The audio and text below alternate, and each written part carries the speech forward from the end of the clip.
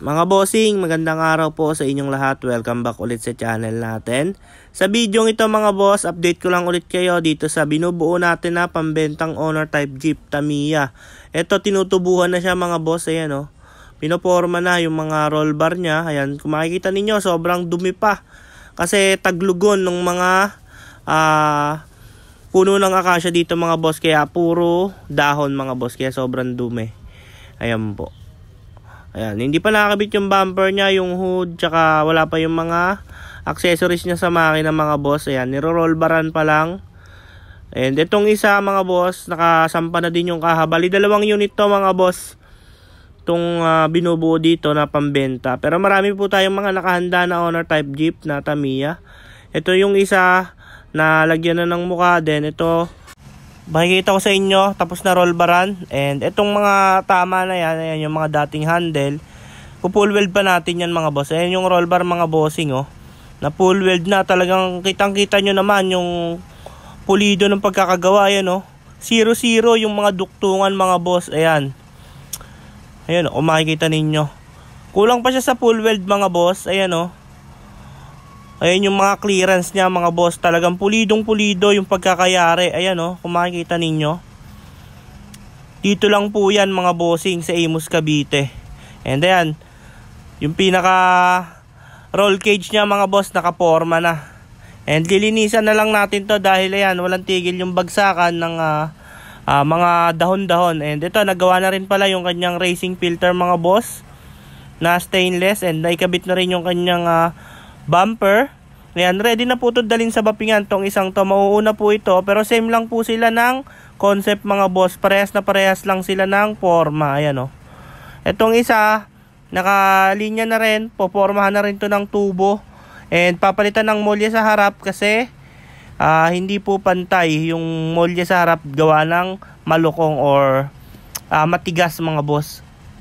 Then ito, pag nagawa ng hood tong isang to, dediretso na po sa bapingan. Ayan, ikinakabit na lang po yung mga kulang dyan na parts katulad ng mga tailgate tsaka yung mga cover.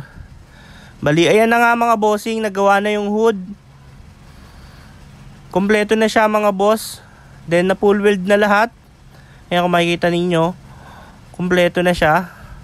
Then ayan, na full weld na rin yung kanyang roll bar mga boss. Dahil ayan o, na full weld na yan mga bossing.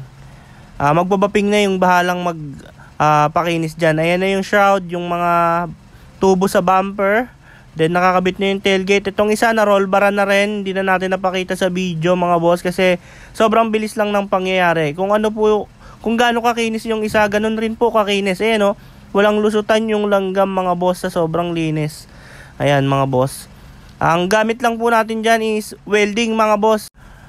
Kaya medyo kulukulubot pa. Pero pag nabapping po yan, mawawala na yan. Then itong isa naman mga boss, nakakabit na yung tailgate. Ayan, dadalhin na to sa bappingan. Then may papakita ko sa inyo dito. Ayan, nabapping na, kompleto na yung isang yon. Pambenta rin natin. Pero kung ako tatanungin mga bossing, talagang mas maganda to. Itong dalawa na to kasi parehas po sila ng forma. Talagang pinagkambal natin sila mga boss. Ayan, yung dalawang to. Ayan, nakakabit, nakaporma na rin yung racing filter nito. Isa, wala nga lang hood.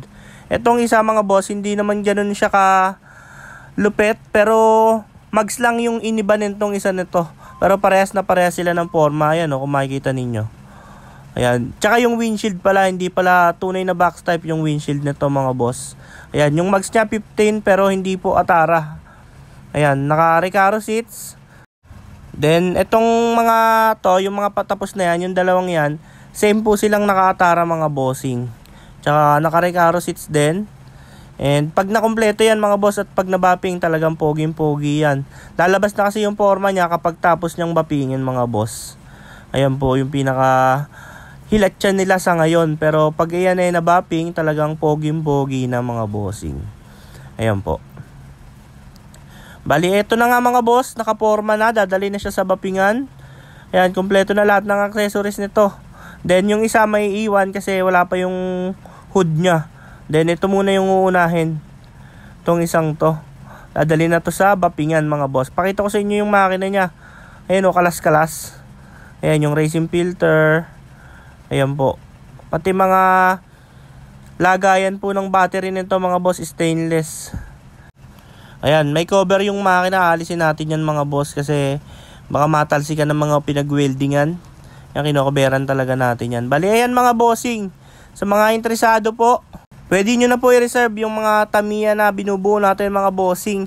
Ang pinakamababang presyo po natin sa Tamiya is 330,000 mga boss. Ang pinakamahal naman is 380,000. Bali, yun lamang po mga bossing. Sa mga interesado, tawag lang po kayo sa number na nakapin sa screen, and para madali nyo kaming makontak, ipipin ko rin yung Facebook page namin. Ayan po. Bali, yun lamang po mga bossing. Hanggang dito lang ulit yung video natin. Sa next video, baping na tong mga to. Antayan ninyo. Lalabas na yung mga forma nila mga boss. Bali, yun lamang po. See you sa next video.